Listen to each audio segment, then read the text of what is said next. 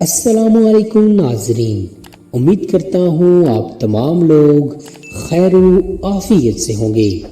ہمارا آج کا ٹاپک آؤ کامیابی کی طرف۔ معزز ناظرین، شکر اس رب رحمان کا جس نے ہمیں مسلمان پیدا کیا اور مسلمان گھرانے میں پیدا کیا۔ اللہ رب العزت کے اس لازوال کرم کے بعد جب ہم الحمدللہ مسلمان ہیں اور ایمان والے ہیں تو اس ایمان لانے کے بعد ہمارا سب سے اولین فریضہ ہے کہ اللہ کی بندگی اور عبادت۔ قرآن کریم میں ارشاد ربانی ہے، اور میں نے جن اور انسان کو بنایا ہے تو صرف اپنی بندگی کے لیے۔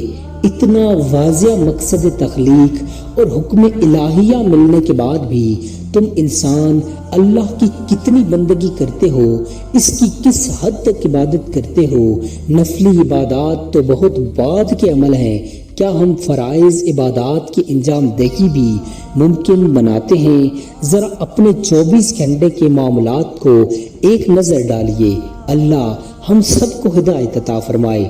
مسلمان پیدا ہونے کے بعد، مسلمان ہوتے ہوئے، مسلمان ملک اور مسلمان معاشرے میں رہتے ہوئے بھی اگر ہم فرض عبادات ادا کرنے سے قاصر ہیں تو یقین کیجئے کہ ہم بدبخت ترین لوگ ہیں کہ ہمیں اللہ نے اپنے حضور حاضر ہونے کی توفیق نہیں بخشی، کیونکہ عبادت میں سب سے اولین اور دن میں متعدد بار ادا کی جانے والی عبادت نماز ہے، تو سب سے پہلے اور سب سے زیادہ اہتمام بھی نماز کا ہی کیا جانا چاہیے۔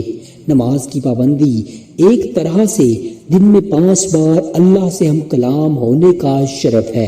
نماز مسلمان اور کافر میں فرق قرار دی گئی ہے۔ یہ فرق کوئی عام بات نہیں ہے، بلکہ اس کا واضح مطلب یوں سمجھ لیجئے کہ جو نماز نہیں پڑھتا وہ اس حدیث مبارکہ کی روح سے کفر کر رہا ہے اور کافر ہے۔ آپ صلی اللہ علیہ وآلہ وسلم نے فرمایا کہ بے شک آدمی کے درمیان اور کفر و شرک کے درمیان فرق نماز کو چھوڑنا ہے۔ اس کے علاوہ بھی کئی ایک فرض عبادات ہیں، فرض اعمال ہیں، واجبات ہیں، سنت اعمال و عبادات ہیں۔ ان سب کے بعد جا کر نفل عبادات و اعمال کا نمبر آتا ہے۔ کیا ہم فرض عبادات ادا کرتے ہیں؟ اگر نہیں تو ابھی سے نیت کر لیجئے اور آئندہ اولین نماز سے ہی شروع کر دیجئے۔ ایک ہم کیا اور ہماری اوقات کیا؟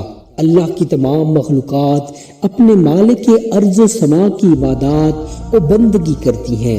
ہر مخلوق اپنے رب کی دن رات تسبیح کرتی ہے، جس کو جو انداز عبادت رب العزت نے عطا فرمایا وہ اس انداز سے اپنے رب کی عبادات کر رہی ہیں۔ چنانچہ قرآن کریم کی سورہ النور میں ارشاد ربانی ہے، کیا تم نے انہیں دیکھا کہ آسمانوں اور زمین کے رہنے والے اور پرندے جو پر پھیلائے اڑتے ہیں سب اللہ کی تسبیح کرتے ہیں، ہر ایک نے اپنی نماز اور تسبیح سمجھ رکھی ہے اور اللہ جانتا ہے جو کچھ وہ کرتے ہیں۔ اللہ کے بندو، تمام گناہوں معیشت ایک طرف رکھ کر صرف نماز کا اہتمام کرنا شروع کر دیجئے، انشاءاللہ تمام برائیوں سے امان مل جائے گی۔ اگر ہم تمام برائیوں کو ترک نہ بھی کر پائیں، کم از کم برائی سرزد ہو جانے کے بعد فوراً اللہ کی عبادت کریں گے تو اللہ کا غصہ ٹھنڈا ہو جائے گا۔ وہ بڑا غفور الرحیم بخشنے والا ہے۔ ایسا ہی اللہ تعالیٰ کا فرمان ہے کہ جب ان سے کوئی بے حیائی کا کام ہو جائے یا کوئی گناہ کر بیٹھے تو فوراً اللہ کا ذکر اور اپنے گناہوں کے لیے استغفار کرتے ہیں۔ فی الواقعہ اللہ تعالیٰ کے سوا اور کون گناہوں کو بخش سکتا ہے، اور وہ لوگ دیدہ دناستہ کسی برے کام پر نہیں اڑاتے۔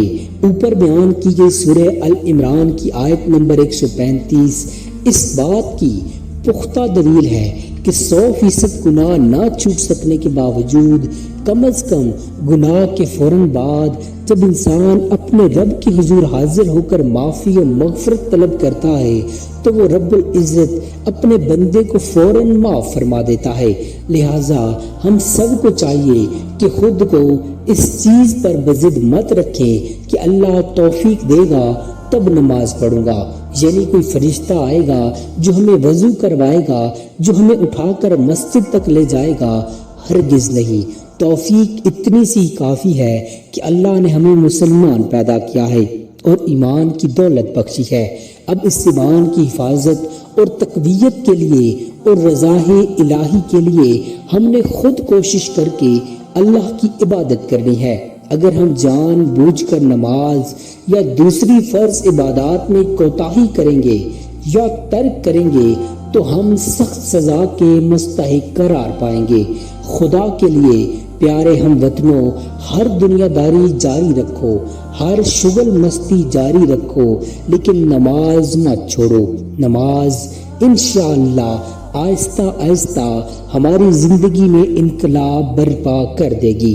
اگر ہم نے نماز قائم رکھی، اللہ ہم سب کو نماز باجماعت پنجگانہ قائم کرنے کی توفیق عطا فرمائے، آمین۔ امید کرتا ہوں آپ کو ہماری آج کی یہ ویڈیو پسند آئی ہوگی۔